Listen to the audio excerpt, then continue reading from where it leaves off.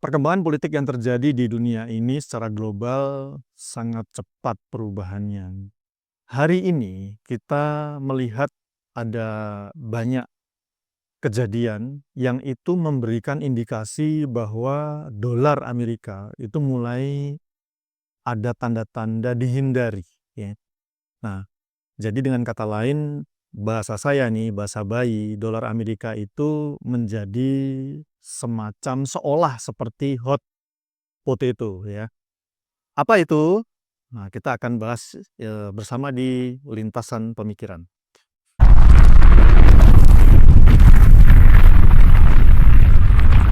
Assalamualaikum warahmatullahi wabarakatuh, thinkers. Jumpa lagi kita di lintasan pemikiran, dan pada kesempatan kali ini kita akan membahas tentang perkembangan politik di dunia ini, terutama terkait dengan uang, alat tukar, ya.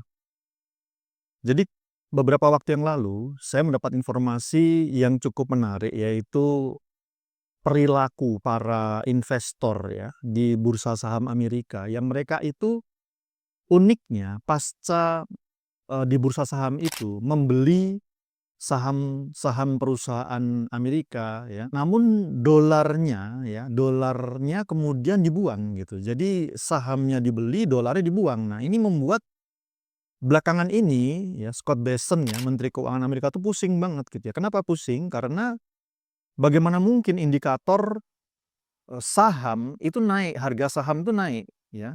Jadi itu menunjukkan bahwa saham-saham perusahaan Amerika, ya, saham perusahaan-perusahaan Amerika itu diminati, tapi lucunya dolarnya tidak. Sehingga akibatnya apa? Sehingga akibatnya pasca mereka transaksi membeli saham, dolarnya dibuang gitu ya. Nah, ini membuat apa? Membuat harga saham di pasar saham Amerika itu naik, tetapi di saat yang sama nilai dolar itu terus turun, ya.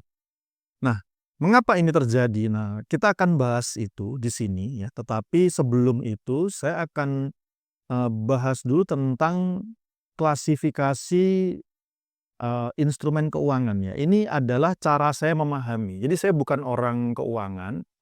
Jadi bahasa saya itu bahasa yang berusaha saya saya susun sendiri, ya. Yang itu saya kira itu benar-benar membuat saya sebagai orang awam ini dari nol tuh paham, ya. Jadi mungkin bahasa bayi, tapi bayinya orang Inggris, ya, karena saya menggunakan istilah-istilah pakai bahasa Inggris, ya. Jadi pertama, monetary instrument, ya, atau instrumen keuangan itu saya kelompokkan menjadi dua, yaitu ada yang trustless dan ada yang trust based.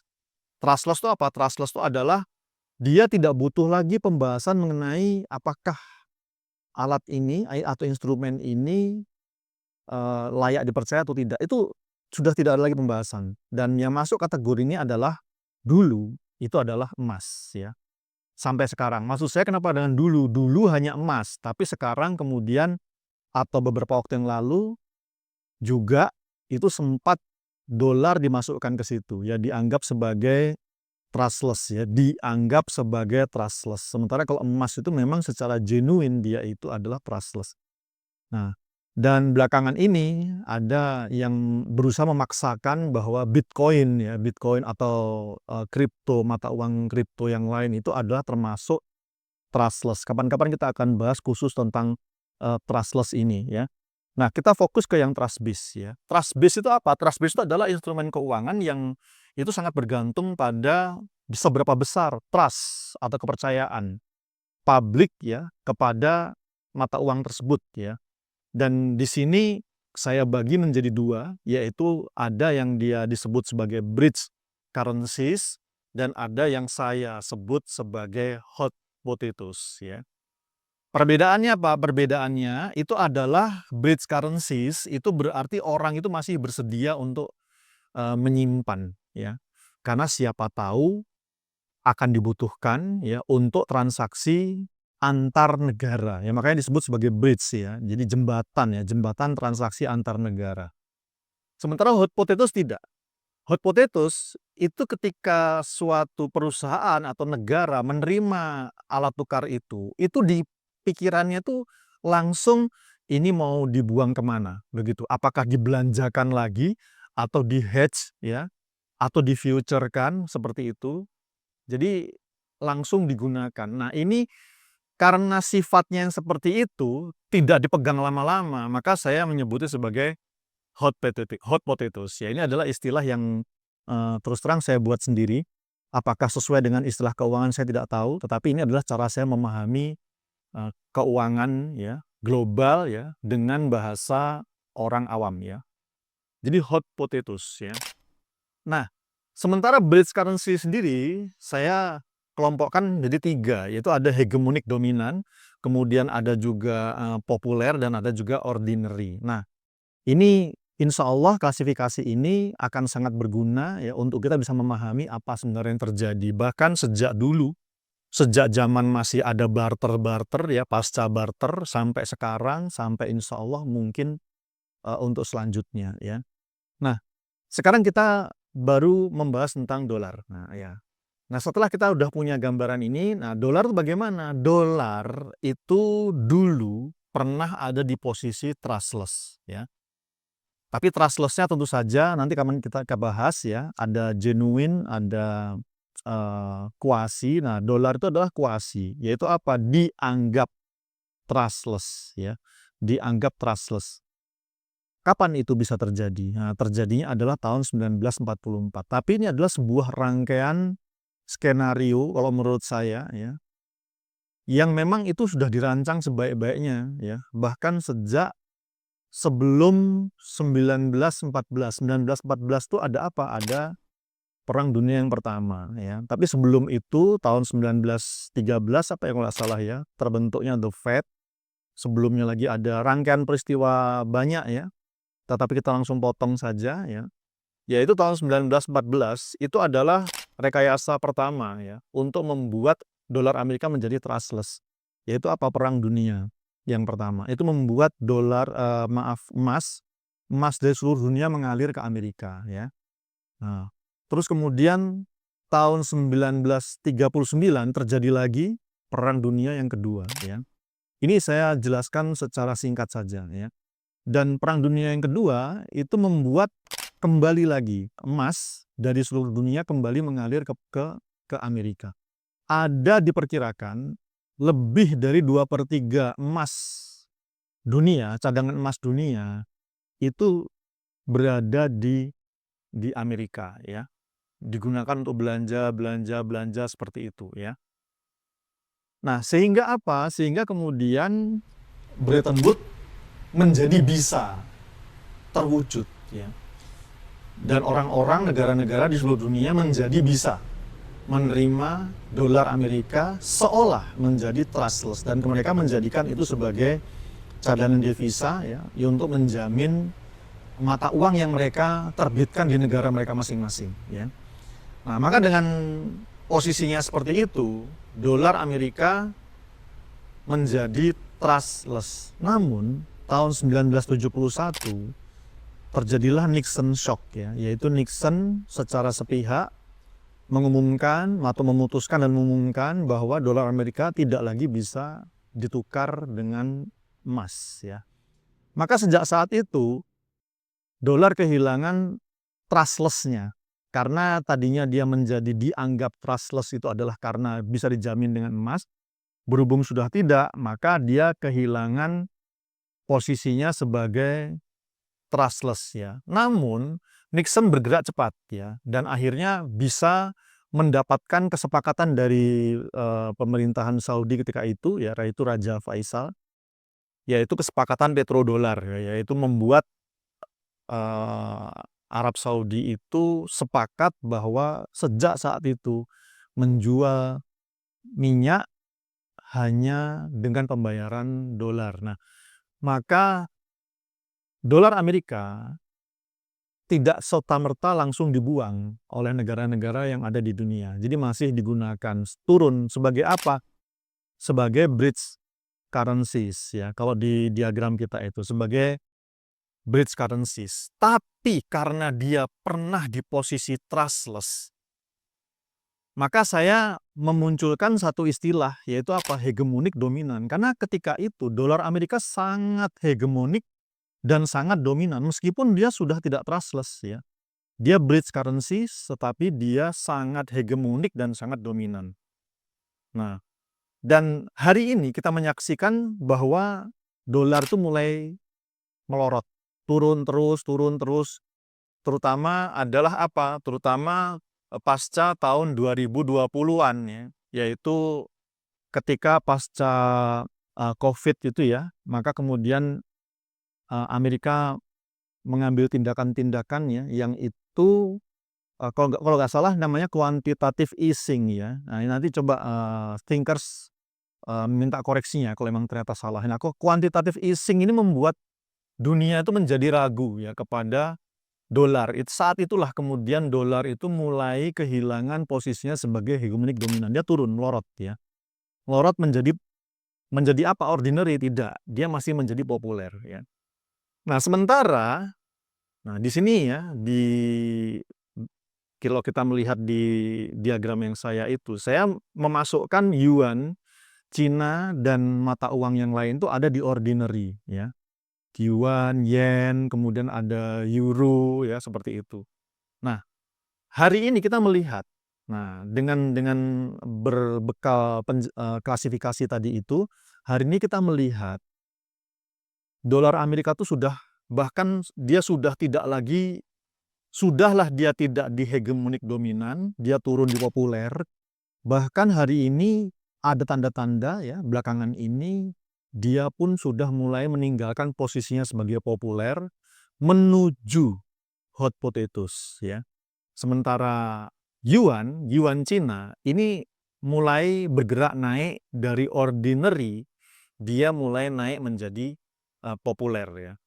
Nah, ini kenapa klasifikasi ini saya buat? Karena untuk menjelaskan bahwa meskipun yuan itu naik, dia tidak akan pernah menduduki posisi seperti Amerika, yaitu yang hegemonik dominan. Ya, kenapa? Karena untuk bisa dolar Amerika itu dia bisa menduduki hegemonik dominan itu adalah karena dia pernah menjadi trustless sebelumnya. Ya. Sementara yuan itu tidak, tetapi dia akan menjadi mata uang atau bridge currencies yang populer ya. Tapi belum. Nah, sehingga saya menggunakan angka ya. Kapan dia masuk ke hegemonik dominan itu adalah ketika dia menjadi cadangan devisa bank-bank sentral dunia itu lebih dari 50% ya. Kalau dia lebih dari 50% berarti dia hegemonik dominan di negara tersebut ya. Tapi kalau misalnya di bawah itu namun masih di atas 30% berarti dia masih populer ya. Dan kalau dia di bawah 30% ya, tapi di atas 10% maka dia ordinary, dan kalau dia kurang dari 10% itulah yang saya maksud dengan hot potatoes ya. Kalau kita melihat data dari IMF Cover. IMF Cover itu apa? IMF Cover adalah cover singkatan dari Currency Composition of Official Foreign Exchange Reserves ya. Artinya adalah data yang tercatat oleh IMF ya. Yang itu tentang apa? Tentang cadangan devisa bank-bank yang ada di dunia ini ya. Nah, cadangan devisa itu asing ya. Dan itu resmi ya. Maka komposisinya bagaimana? Nah, ini yang dicatat oleh IMF ya. Nah, kalau kita melihat hari ini sebenarnya dolar Amerika itu menurut catatan IMF Cover tadi itu masih menduduki masih 50% lebih lah ya, masih 50% lebih ya. Artinya apa? Artinya bank-bank sentral itu masih menjadikan secara rata-rata ya, memang ada yang kurang dari itu, ada yang lebih dari itu, tapi secara rata-rata itu cadangan devisa atau 50% lebih cadangan devisa bank-bank sentral dunia itu adalah dolar gitu. Loh, berarti hegemonik dominan dong kalau kita lihat dari klasifikasi tadi. Oh tidak, karena IMF Cover itu belum memasukkan faktor emas di dalamnya. Jadi itu hanya menghitung foreign exchange saja ya. Jadi yaitu alat tukar asing ya yang dimiliki oleh negara-negara yang ada di dunia. Nah, kalau kalau emas itu kita masukkan, yang mana hari ini ternyata cadangan devisa yang itu berupa emas di dunia ini itu meningkat. Meningkatnya luar biasa ya. Dari yang tadinya under 10%, di bawah 10%, itu hari ini kita saksikan itu terus meroket dan bahkan sudah di atas 20%, bahkan katanya sudah sampai 25%. Artinya apa? Nah, ini kalau kita masukkan ke angka-angka tadi itu membuat secara keseluruhan, berarti kalau misalnya katakanlah kita pakai 25%, betul ya. Berarti dolar Amerika tadi itu katakanlah 50%, katakanlah ini tuh gampangnya hitung aja ya, dari 75%. Yang mana itu artinya apa? Artinya itu sudah di bawah 40%. Nah, udah di bawah 40% ya. Artinya apa? Artinya kalau menurut klasifikasi kita tadi, dia sudah tidak masuk hegemonik dominan lagi hari ini. Jadi hari ini dolar itu tidak lagi menjadi tempat bergantung. Jadi orang-orang, aduh kalau nggak pakai dolar Amerika kayaknya nggak afdol deh. Itu sekarang sudah tidak seperti itu ya. Meskipun hari ini dia masih populer ya, karena dia di atas 30% tadi ya. Di bawah 40 tapi masih di atas 30%. Namun tren hari ini itu adalah semakin menjauh orang itu dari dolar. Orang-orang di dunia, negara-negara itu semakin menghindari dolar. Bahkan kita saksikan hari ini penerbitan obligasi itu mulai banyak yang negara-negara di dunia ya, mulai banyak yang justru malah pakai yuan ya, penerbitan obligasinya. Mereka tidak lagi menggunakan dolar Amerika. Artinya apa? Artinya pertanda bahwa dolar Amerika menuju dianggap sebagai hot potatoes itu semakin mendekati kenyataan nih. Nah, maka saya perlu ulangi lagi tadi hot potatoes itu apa? Hot potatoes itu ibaratnya adalah kentang godok yang masih panas diberikan kepada orang yang membutuhkan makan ya, orang lapar ya. Maka apa? Dia tidak akan dibuang karena dia butuh ya. Tetapi dia pasti akan cepat dioper-oper, tidak digenggam lama-lama ya, dioper sana, oper sini, oper sana seperti itu ya. Nah, sepertinya dolar Amerika sekarang mulai ke arah situ. Dan indikasi yang paling kuat adalah seperti yang saya ceritakan di awal tadi, yaitu apa? Yaitu di lantai bursa Amerika sendiri. Yaitu bagaimana hari ini perilaku para investor itu adalah mereka, misalnya investor dari luar ya. Misalnya tadinya dia punya yen Jepang. Kalau mau belanja saham di bursa saham Amerika kan ditukar sama dolar dulu kan. Nah, nukarnya gimana? Karena saham itu fluktuasinya terus cepat sekali ya, per detik mungkin bahkan per menit, per detik.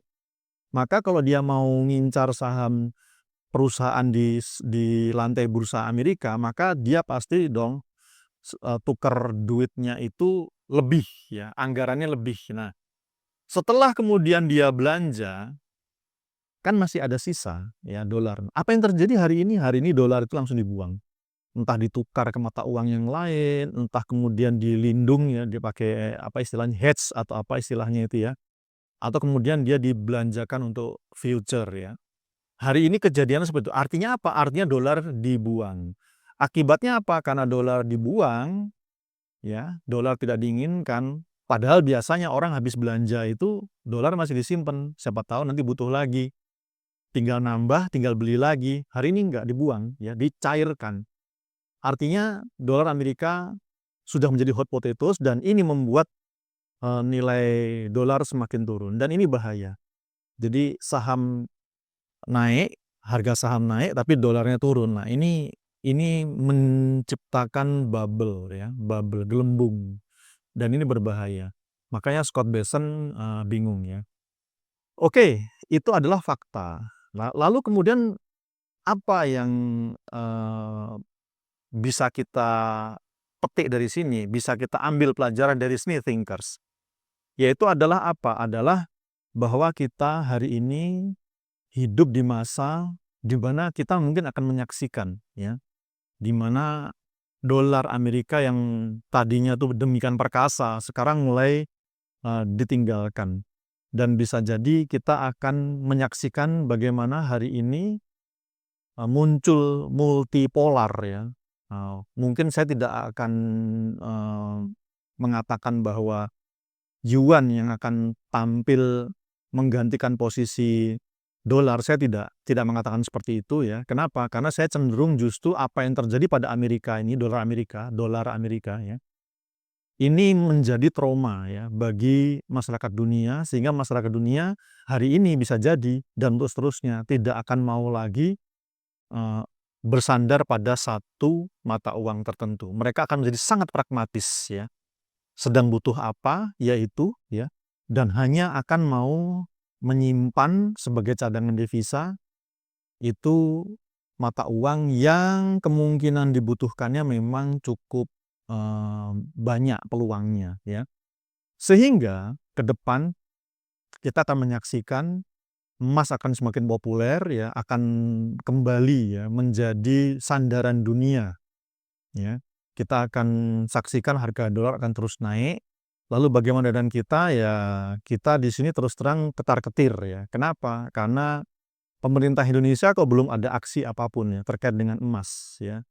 Jadi kita lihat sekarang dolar semakin turun, rupiah juga makin turun terhadap dolar. Artinya apa? Artinya rupiah turunnya lebih cepat kalau kita mengkonversi dengan emas ya. Jadi sangat mengkhawatirkan terus terang. Ya, apa yang akan terjadi ke depan mungkin kita saksikan saja. Thinkers, Anda punya pendapat seperti apa atau mungkin punya kekhawatiran apa yang ingin Anda sampaikan, mungkin bisa disampaikan di kolom komen di bawah. Siapa tahu itu bisa kita angkat menjadi pembahasan kita di topik yang berikutnya ya. Dan bagi kalian thinkers yang merasa bahwa pembahasan-pembahasan seperti ini nih menarik ya dan ingin mensupport kami, maka kami sangat berterima kasih ya. Demikian yang bisa sampaikan thinkers. Kita ketemu lagi pada pertemuan berikutnya. Assalamualaikum warahmatullahi wabarakatuh.